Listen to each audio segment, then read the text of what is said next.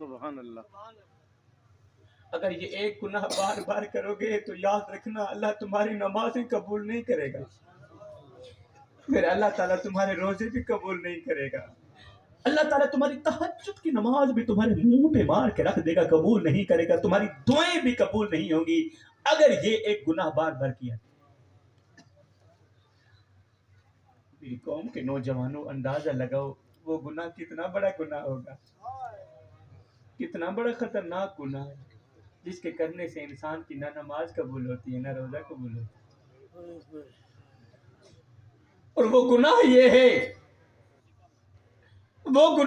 ہے اے میری قوم کے نوجوان، سب کچھ کرنا اللہ معاف کر دے گا مگر کبھی بھی زندگی میں کبھی بھول کر بھی اپنے بوڑھے باپ کی آنکھوں سے آنسو مت نکالنا۔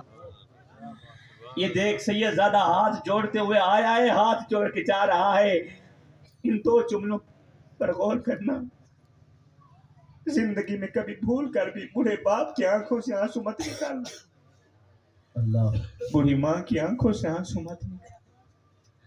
قسم ہے اللہ پاک کی، جس گھر میں بوڑھا باپ روتا ہو، جس گھر میں بوڑھی ماں روتی ہو، اس گھر میں رحمت کے فرشتے نہیں آتے۔ ابھی مجمع کے بعد اپنے گھر جا،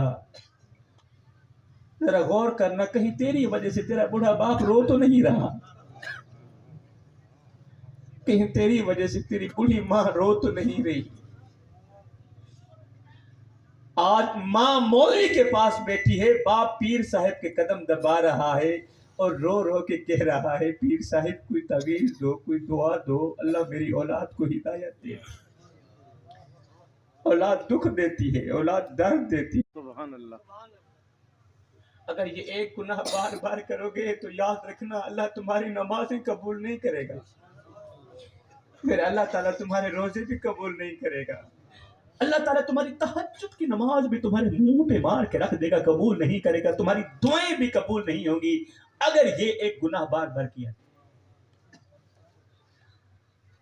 میری قوم کے نوجوانوں اندازہ لگاؤ وہ گناہ کتنا بڑا گناہ ہوگا، کتنا بڑا خطرناک گناہ ہے جس کے کرنے سے انسان کی نہ نماز قبول ہوتی ہے نہ روزہ قبول ہوتا ہے۔ اور وہ گناہ یہ ہے اے میری قوم کے نوجوان، سب کچھ کرنا اللہ معاف کر دے گا مگر کبھی بھی زندگی میں کبھی بھول کر بھی اپنے بوڑھے باپ کی آنکھوں سے آنسو مت نکالنا۔ یہ دیکھ سید زادہ